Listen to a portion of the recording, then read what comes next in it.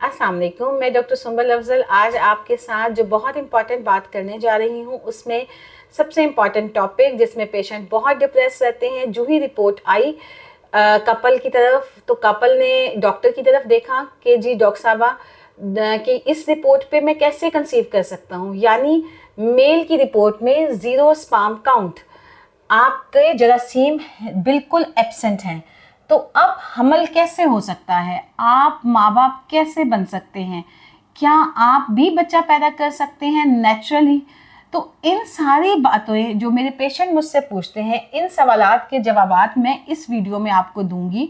यानी देखिए, first report जब कपल हमारे पास आता है 1 ईयर या 2 ईयर या 3 ईयर्स की इनफर्टिलिटी यानी कंसीव ना होने के बाद, तो हम सबसे पहले फीमेल का भी सारे टेस्ट करवाते हैं और मेल के भी। मेल कपल में अगर आपकी रिपोर्ट 0 आ जाती है तो उस पर परेशान होने की ज़रूरत नहीं है।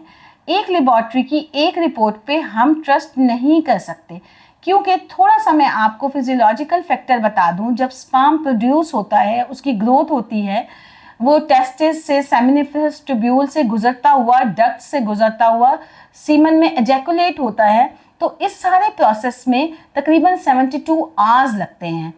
इस टाइम में अगर रिपोर्ट में कोई भी एरर आ जाए तो हो सकता है कि वक्ती तौर पे आपकी रिपोर्ट ठीक ना हो।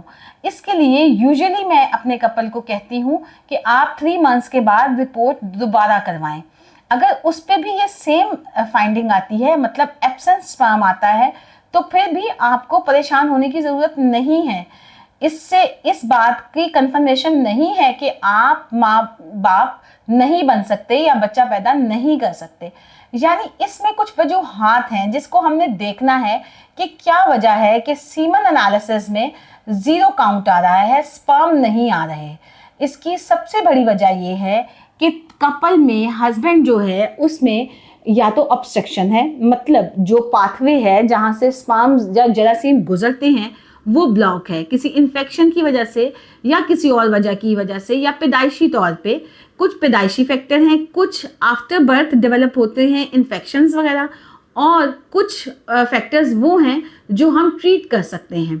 यानी अगर रुकावट की वजह से आपके सीमन एनालिसिस में स्पर्म काउंट 0 आ रहा है तो बिल्कुल ऑपरेट के बाद ये रुकावट ख़त्म हो जाती है और आपका सीमन एनालिसिस बिल्कुल नॉर्मल आता है।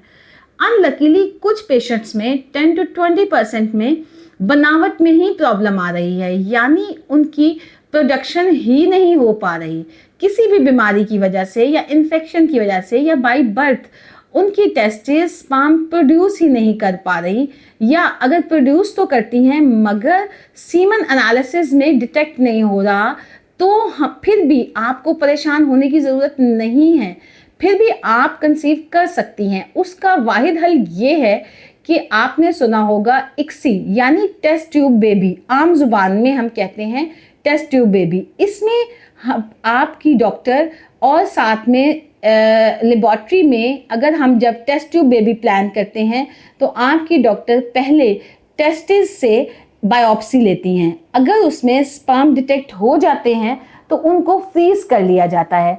फिर हम कपल को होप दे देते हैं कि अब आईवीएफ या इक्सी के थ्रू आपका ये स्पर्म जो हम फ्रीज कर चुके हैं ओवम यानी एग के साथ फर्टिलाइज होगा और एम्ब्रियो बनेगा। एम्ब्रियो बनने के बाद एक अगर स्पर्म है या 2 हैं तो 2 एम्ब्रियो बन सकते हैं, और उस वक्त वो एम्ब्रियो हम ट्रांसफ़र करते हैं और आपकी प्रेगनेंसी सक्सेसफुली आगे जा सकती है। तो मेरी इस वीडियो का मकसद यही है कि आप नाउम्मीद ना हो। अल्लाह ने जहाँ पे इंसान के लिए इम्तहान रखे हैं वहाँ पे उसके लिए उसकी शफा भी रखी है। तो हर बीमारी का इलाज मुमकिन है। 0 स्पर्म के साथ भी आप माँ बाप बन सकते हैं, मगर इसके लिए बहुत ज़रूरी है कि हम वजह को तलाश करें और उसका इलाज करें। शुक्रिया।